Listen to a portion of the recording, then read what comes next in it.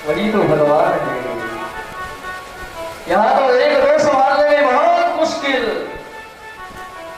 कभी ये घटा कभी वो चुका, कभी कुछ कभी कुछ।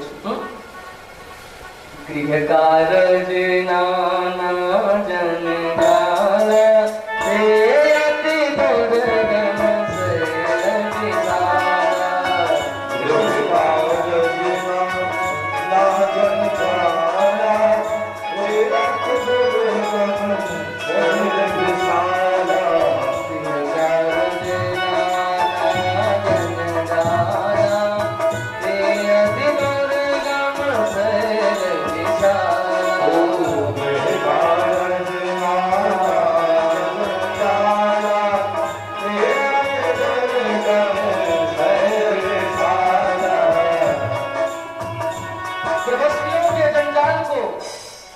गृहस्थियों से पूछो।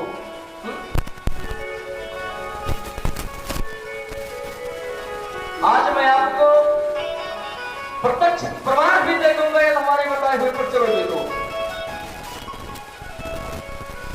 जो 7 दिन ना आया हो तथा सुनने 7वें दिन आज आया हो ना, उससे आप जाकर के पूछो भैया इतने दिन कहाँ थे, क्या करे भैया समझ नहीं मिला।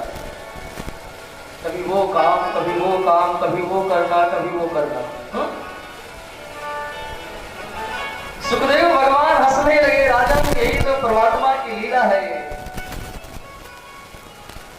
और भगवान 16,108 के बीच में बराबर रहते हैं सबके पास। राजा ने प्रश्न कर दिया, भगवान फिर इनके संतानें कैसे कैसे हुई। सुखदेव भगवान ने कहा, राजा तुमने बहुत सुंदर प्रश्न किया, सुनो। एक एक पत्नी से 10-10 पुत्र और एक एक पुत्रियों का जन्म हुआ। अब हिसाब करते रहना, घर पर जाकर के बुरा भाग लगाते रहना। भगवान के पिता हुए एक एक रानियों से 10-10 पुत्र और एक एक पुत्री।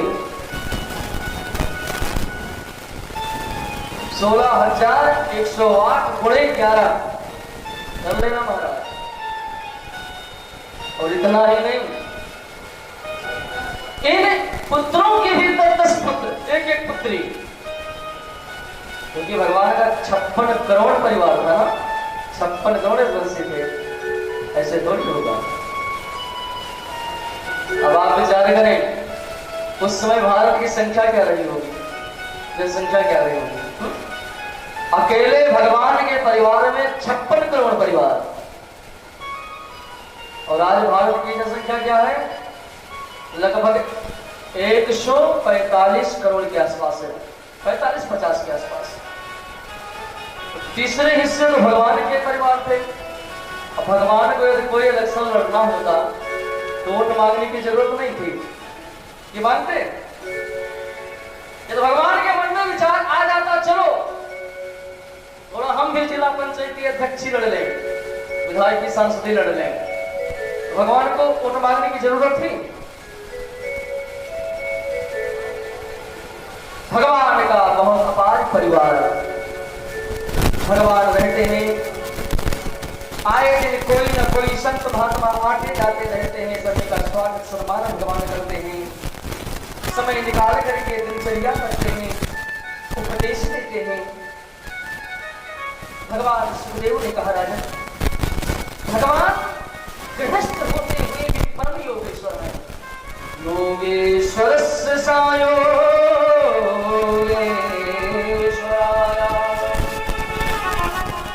वो गृहस्थ में होते हुए परम योगी राज है। आए दिन कोई न कोई महारानी कुंभभवन में पहुंची रही थी। वो कुंभभवन समझते हैं ना, पहले राजा महाराजा घर बनवाते थे तो एक प्राइवेट रूम होता था, वो भवन, वो यानी क्रोध का भवन। जिस महारानी को या घर के किसी सदस्य को क्रोध आ जाए, गुस्सा आ जाए, उसमें प्रवेश हो जाता। घर के मालिक जाते समझाते, भैया क्या है बताओ, पूरा करेंगे फलाम धमाम।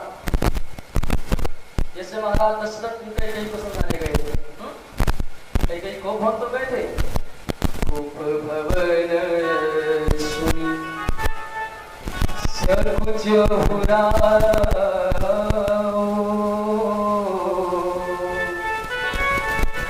है बस अगहुड़ परही न पाऊं।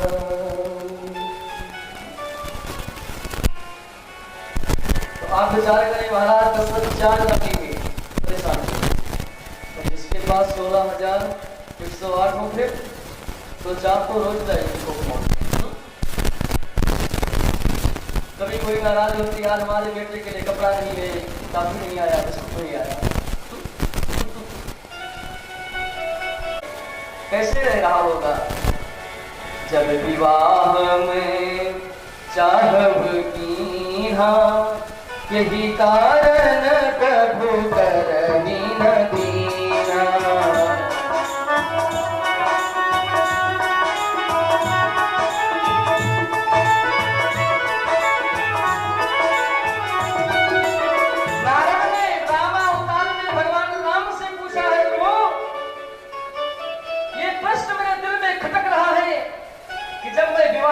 चाहता था आपने साक्ष्य स्वरूप मांगा, आपने कुरूप बना दिया और आप विवाह करके दर दर भटक रहे हो। यही कारण प्रभु करेगा। आज इसी बात को याद करके नारद जी ने सोचा चल करके जरा मथुरा में देखे। तो मथुरा में आकर के देखा तो भगवान कहीं पर सो रहे हैं, कहीं भोजन कर रहे हैं, कहीं कुछ कर रहे हैं, कहीं कुछ कर रहे हैं, कहीं चौसर खेल रहे हैं। 16,108 भवनों में नारद जी ने दौड़ लगा दिया, हर जगह पर भगवान को पाया। नारद जी की बुद्धि चकरा गई। राम राम मेरे माथे से परे है। शेष गणेश महेश दिनेश, जिसके बारे में गाते हैं, शेष महेश गणेश दिनेश चाहि सदा निरंतर ध्यावे।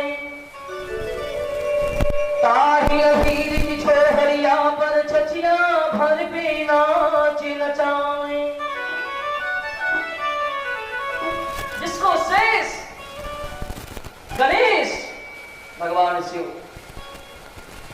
गणेश गणेश जी महेश शिव ध्यान करते हैं, पाल नहीं पाते। नारद की बुद्धि चकरा गई। महाराज तो ही जाने।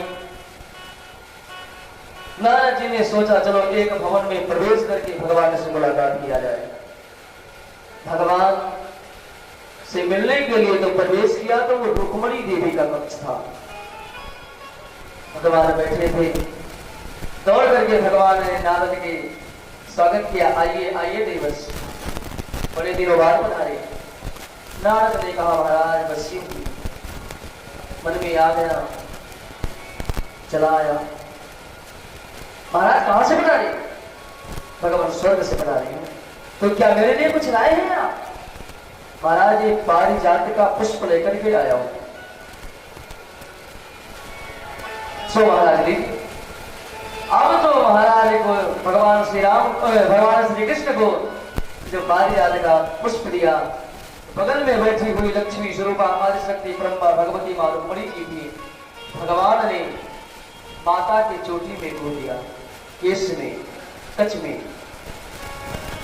नारद ने सोचा जहां श्रृंगार स्वरूप चल रहा है बाबा योगी का काम नहीं है, चलो। नारद है ना, सोचे सर करके सत्यभामा से मुलाकात कर लें, कुछ लगा ही थे। पहुंच गए। सत्यभामा ने देखा, आओ आओ महाराज कैसे हैं? ठीक है। अभी अभी आए? नहीं नहीं 1 घंटा हो गया आए। द्वारकाधीश से मुलाकात हुई? हाँ हाँ मुलाकात हो गई। सो रुक्मिणी के पास? अच्छा। सो महाराज आप कहां से बता रहे? मैं तो स्वर्ग गया था, सब बहुत सुंदर है, बहुत विचित्र है। सत्यभामा ने कहा महाराज मेरा भी मन करता है देखने को। वहां पर बहुत सुंदर सुंदर जो समुद्र के मंथन में निकले हैं महाराज स्थापित हैं। देखने को मिल जाता तो जीवन धन्य हो जाता। नारद ने कहा देवी जी, मैं उसी समुद्र से निकला हुआ पारिजात के वृक्ष का एक पुष्प ला करके दिया, रुक्मणी देवी के केशों में कन्हैया ने लगाया है, दर्शन कर लेना। इतना कहकर चले गए। राम राम चलते हैं देवी जी। षड्यंत्र का बीज बो दिया। अब सत्यभामा क्रोध में आ गई, कुभवन में चली गई। अच्छा, सत्यभामा को बार बार क्रोध क्यों आता था जानते हो? सत्यभामा के मायके से मणि से निकला हुआ 8 भाग सोना प्रतिदिन आता था। तो जिन बहुएं के मायके से ज्यादा धन आता हो ना, दहेज ज्यादा आया हो, फिर उनका तो कुछ दूसरा है, घर में रूप रहता है।